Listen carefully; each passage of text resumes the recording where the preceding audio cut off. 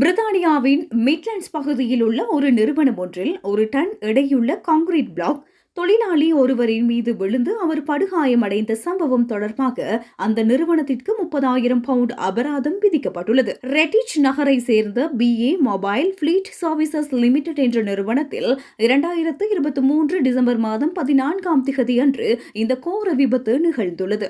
அப்போது 33 வயதான 2 குழந்தைகளின் தந்தையான ஒரு தொழிலாளி கனரக வாகனத்தின் உட்புறத்தில் வேலை செய்து கொண்டிருந்தார்.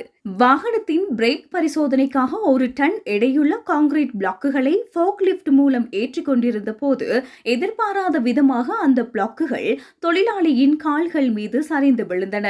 இந்த விபத்தில் அவரது இடது பாதம் மற்றும் கீழ்கால் பகுதி துண்டிக்கப்பட வேண்டிய நிலை ஏற்பட்டுள்ளது. சுகாதாரம் மற்றும் பாதுகாப்பு நிர்வாகம் நடத்திய விசாரணையில் அதிர்ச்சிகரமான தகவல்கள் வெளியாகின.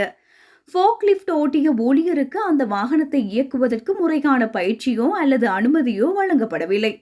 நகரும் வாகனங்கள் இருக்கும் இடத்தில் தொழிலாளர்களை தனியாக பிரித்து பாதுகாப்பதற்கான முறையான நடவடிக்கைகளை நிறுவனம் எடுக்கவில்லை.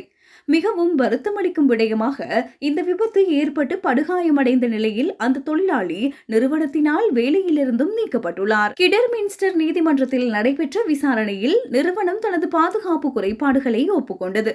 இதையடுத்து நிறுவனத்திற்கு 30,000 பவுண்ட் அபராதம் விதிக்கப்பட்டுள்ளது.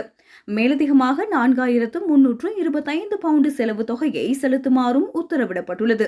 சுகாதாரம் மற்றும் பாதுகாப்பு நிர்வாகத்தின் ஆய்வாளர் எம்மா பேட்ச் இது குறித்து கூறுகையில், ஒவ்வொரு தொழிலாளியும் நாள் முடிவில் தனது குடும்பத்திடம் பாதுகாப்பாக செல்வதை உறுதி செய்வது நிறுவனங்களின் கடமையாகும் என்று குறிப்பிட்டுள்ளார்.